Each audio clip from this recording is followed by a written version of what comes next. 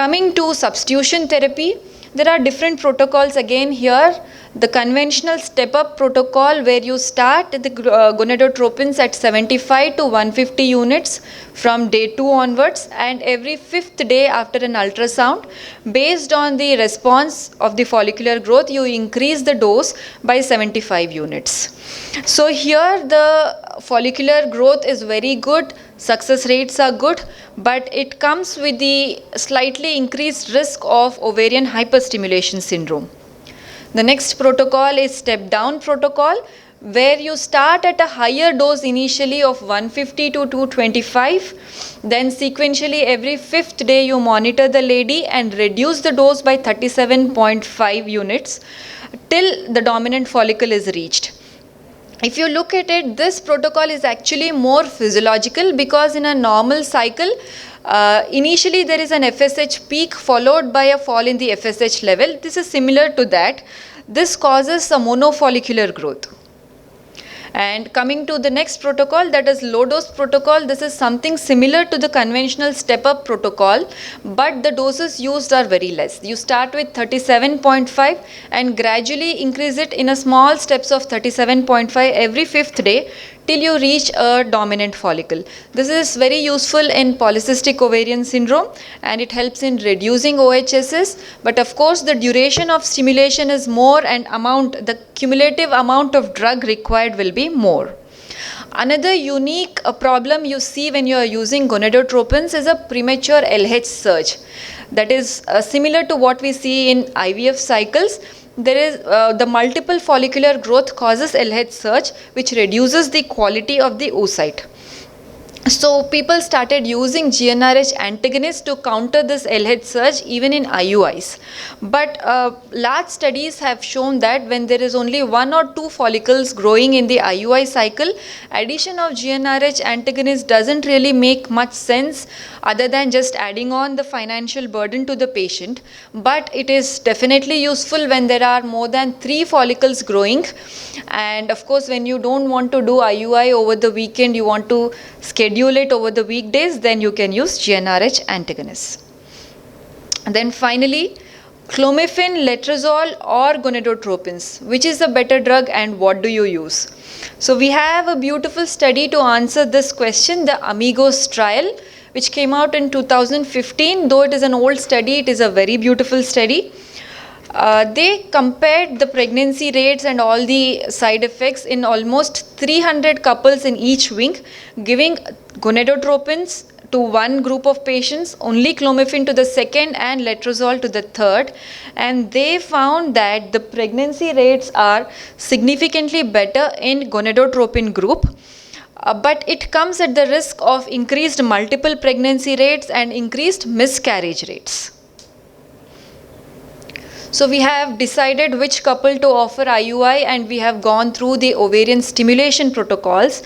Now, how do we monitor it? So the role of ultrasound in follicular monitoring and endometrial monitoring in IUI cycles, I cannot impress more on this topic. You cannot do a fertility treatment without a good ultrasound monitoring. So if you all want to take one message home, that it should be, do your own scans. Always do your own scans and monitor your own patients. So ultrasound is very useful in baseline evaluation, in deciding the dose that has to be started for each couple, and to monitor the follicular growth, to decide when to trigger the patient, and also while performing the IUI technique as such.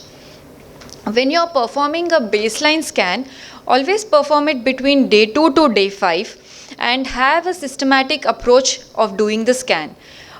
It is good when you're starting doing the scan by trans-abdominal approach, so you don't miss any big pathologies intra-abdominal which are missed if you do just trans-vaginal scan.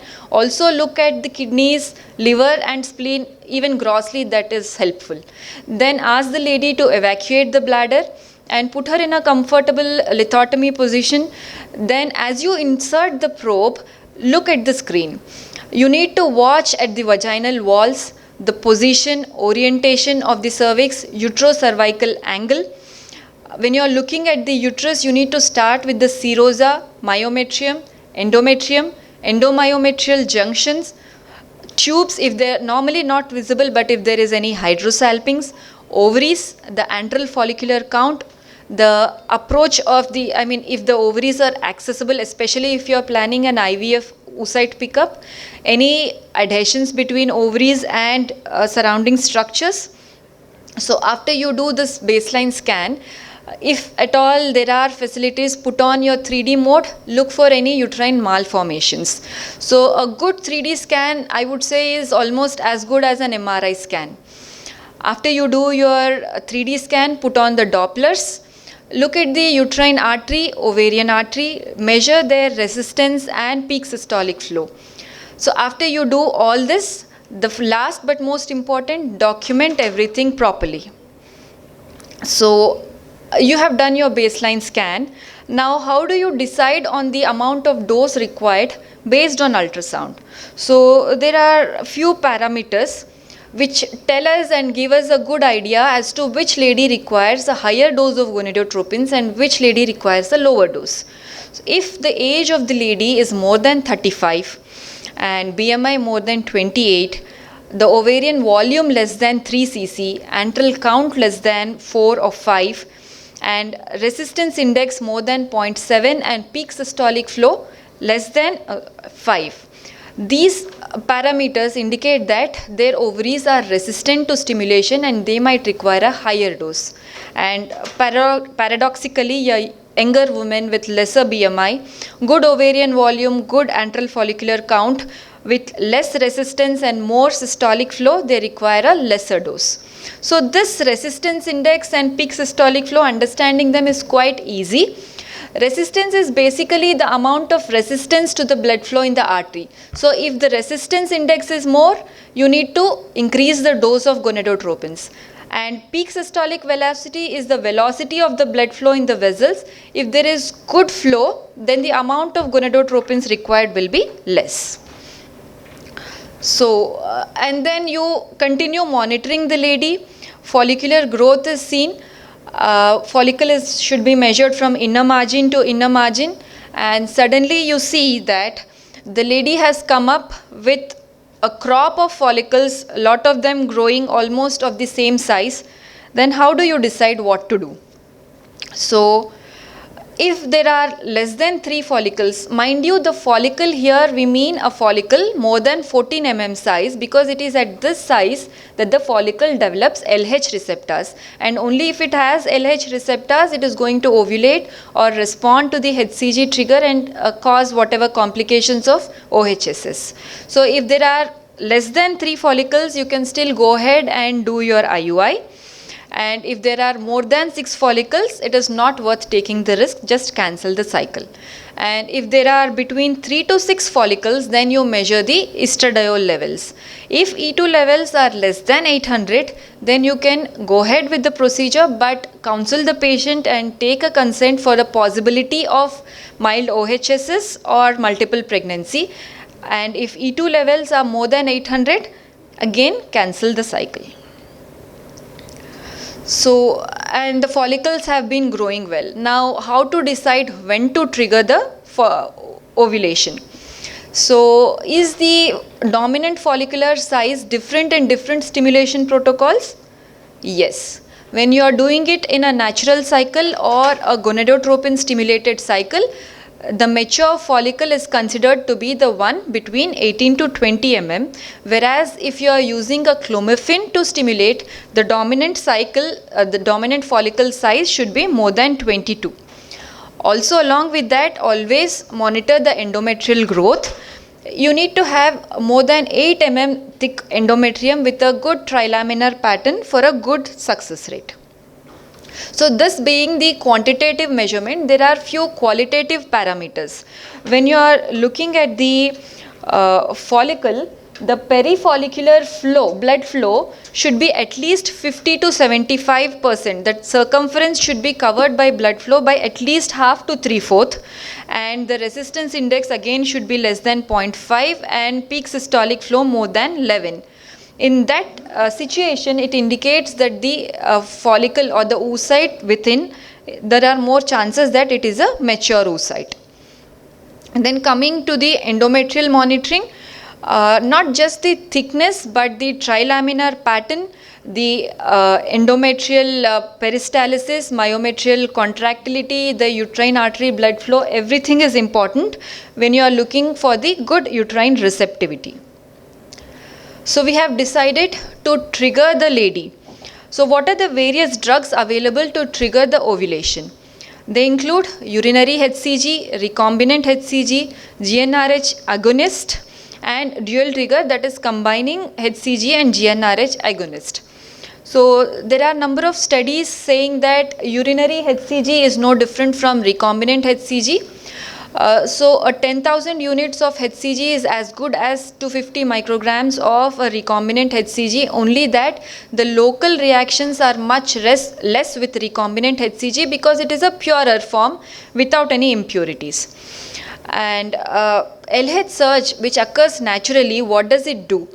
It usually causes the resumption of meiosis leading to extrusion of the first polar body. It stimulates some vasoactive amines which helps in ovulation, and it helps in the formation of corpus luteum. But the natural LH has a very short half-life. When we are using some drug to trigger, we want a surrogate to this natural LH. Here the HCG acts as that surrogate. HCG has two subunits, alpha and beta subunit. The alpha subunit of HCG shares structural similarity with LH. But what is the difference?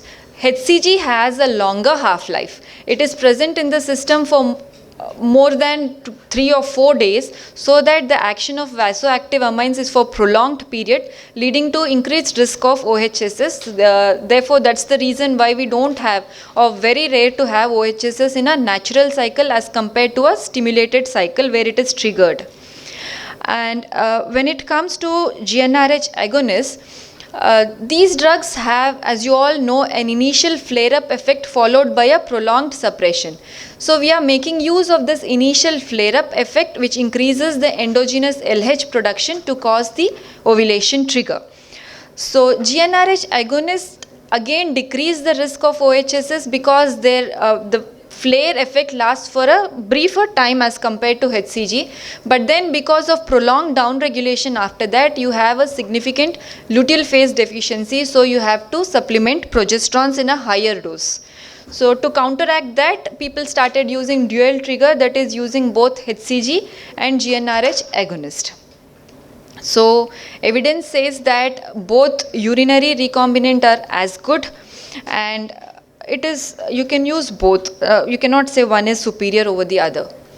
Coming to timing of IUI, probably this is the single most factor which decides the success rates of your IUI cycles. So it has to be done with as much discipline as you do an IVF pickup. It is seen that ovulation occurs sequentially over almost 24 to 48 hours after giving the HCG trigger. And once the egg has been ruptured or released, the period of the window of fertilization is around 12 to 16 hours, where it is most fertilizable. So taking all this into account, the best time to perform insemination if you are doing a single insemination is between 36 to 42 hours after HCG trigger. So how will you practically calculate this? If you are giving a trigger at 4 p.m. today, by tomorrow evening 4 p.m. it is going to be 24 hours. The next day early morning 4 a.m. will be 36 hours, and by 10 a.m. it is going to be 42 hours. So if you give trigger at 4 p.m. today, you are going to do IUI day after tomorrow between 10 to 11 a.m. at most. So once you decide on the timing, you need to call the couple almost an hour before, taking into consideration that it is going to take at least an hour for sperm preparation. And sperm parameters. I would say that behind every successful IUI, there is a very good sperm count. So sperm collection to insemination time, unlike a natural intercourse where the sperm capacitation is achieved within the female reproductive system, in a sperm preparation, the capacitation is achieved when the semen preparation is being done. And a washed sperm can fertilize an oocyte within a period of 2 to 3 hours. And moreover, there is no sperm reservoir within the cervix as in natural intercourse. Therefore, sperm collection to insemination time should never exceed more than 90 to 120 minutes. Therefore, it is worthwhile having your insemination point very close by to your sperm preparation, semen preparation lab. And total motile sperm count inseminated. This is again a very important parameter which decides the success of IUI cycles.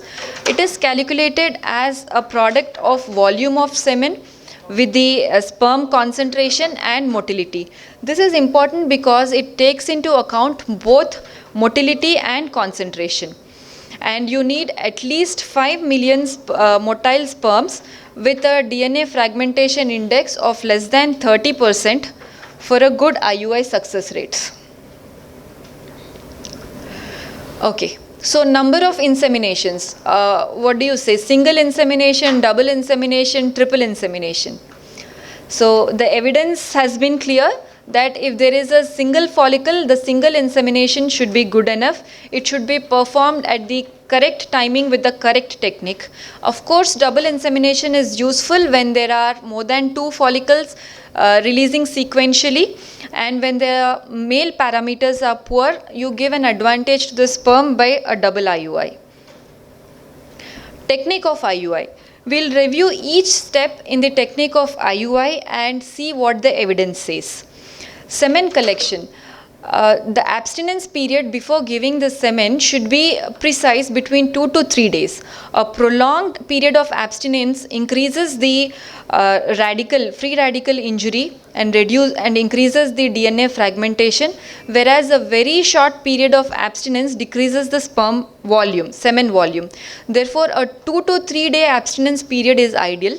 This can be achieved by instructing the couple to abstain from the period of trigger till IUI. I encourage all the couple to have a natural intercourse before trigger and after the process of IUI.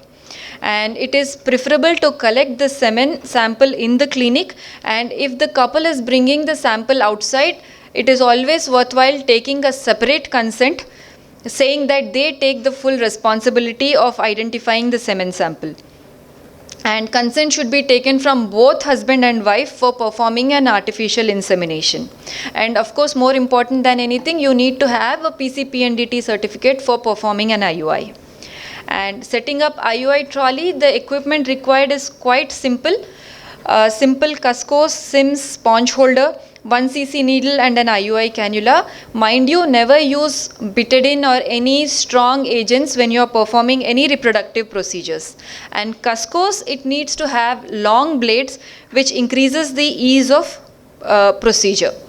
And patient position, never do it in your OP chamber. Always place the patient comfortably in a lithotomy or a modified lithotomy with a good illumination. And initially I forgot saying, when you are performing your baseline ultrasound scan, after the ultrasound, make it a routine practice to put in a Cusco speculum and look at the cervix. Look at the erosion, if there is any vaginal discharge. It is a good practice to do a baseline pap smear to all the patients who are coming for a fertility checkup. Also, at that point, if you have an idea that you are going for an IUI or an IVF, it is easy and simple to do a trial cannulation at that point itself and make note of it in your notes, so that it makes easy when you are doing your actual IUI procedure. So you already know the uterocervical length, you know the direction. Then you clean the cervix, and there is an interesting study saying that cleaning the cervical mucus again increases the success rate of IUI. You can clean it either with simple saline, or you can use the sperm wash media to clean the cervical mucus. Then always perform IUI with at least a partially full or a full bladder. Because it's a simple logic. If you fill the bladder, it is going to passively straighten the uterocervical angle, increasing the ease with which you can introduce the cannula. And always perform it under ultrasound guidance. So this is a simple clip as to how we do. And here, before performing IUI, before actually taking the semen sample, we check for the ovulation trigger, if the trigger has been successful and the follicle has been ruptured. Here the endometrium is good, trilaminar with secretory appearance, and the compaction has started. That is the right ovary. And actually the dominant follicle here was in the left ovary. Here you can see a crenated follicle and a free fluid in the POD. That indicates that the follicle has ruptured. Okay. So here we are doing an IUI procedure. We put the patient in a good lithotomy position and drape. We follow good sterile precautions as in any surgical case. Gently put in a cuscos without damaging the cervix. Clean the cervix gently. Then always done under ultrasound guidance. Here you can clearly see the cervix and uterus, the straightened out uterocervical angle. Always name the sample with at least 3 parameters: husband name, wife name and MR number.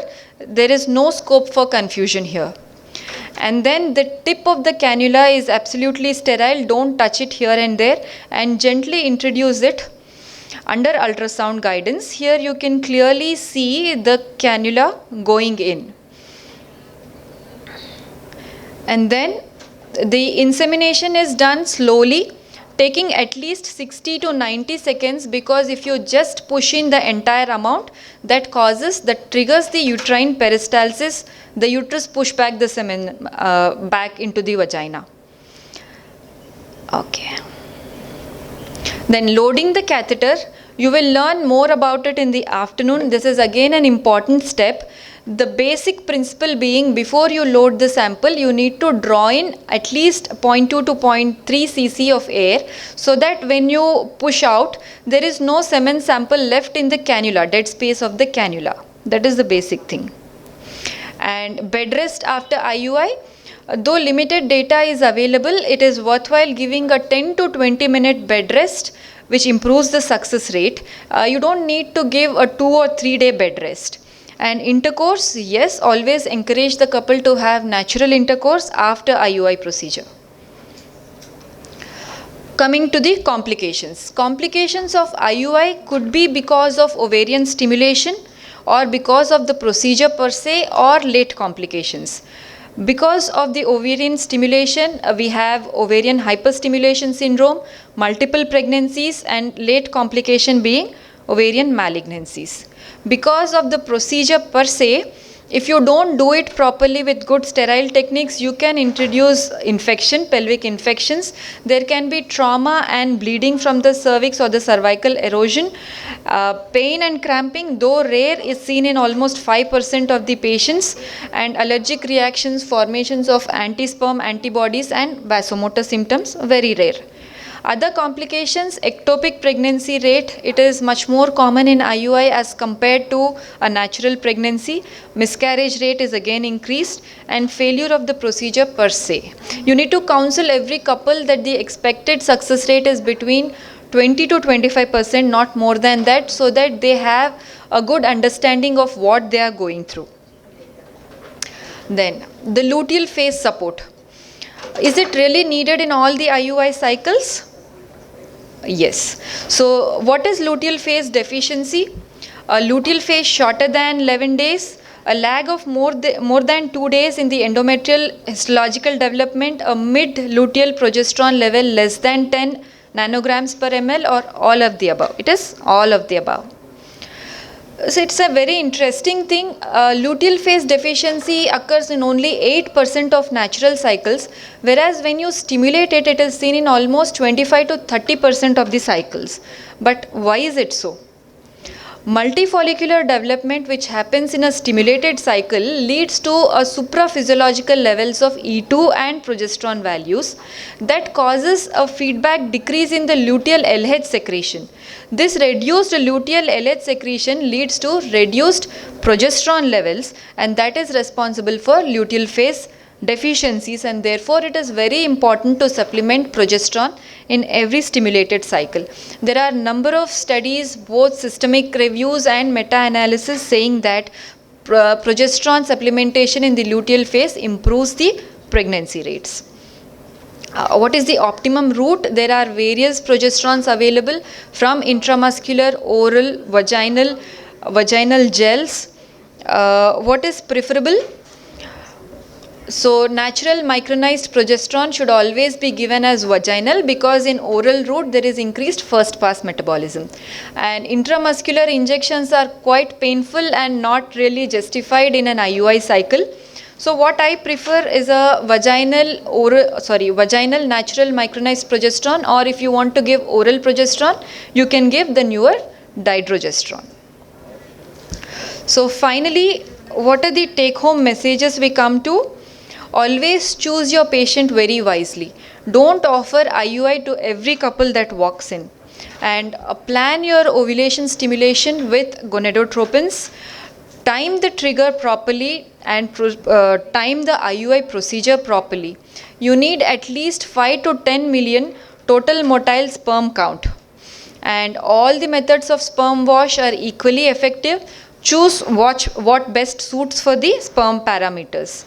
Always follow good technique while performing IUI, and start the luteal phase support one day after performing your IUI. Encourage a small bed rest, short period of bed rest and sexual intercourse before trigger and soon after IUI. And know when to stop IUI. Don't repeatedly go on doing IUIs. It is worthwhile recognizing the couple who benefit more from them to the IVF cycles.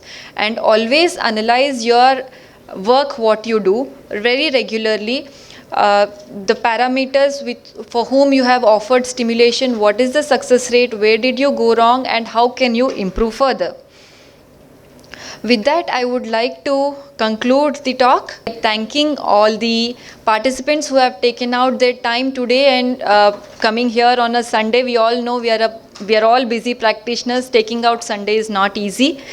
I would also like to thank the senior gynecologists who are present here, and I would finally like to thank all the directors of Angels Fertility who have taken their time, sweat and effort in building the Angels Fertility and giving such a good opportunity to all of us today. Thank you.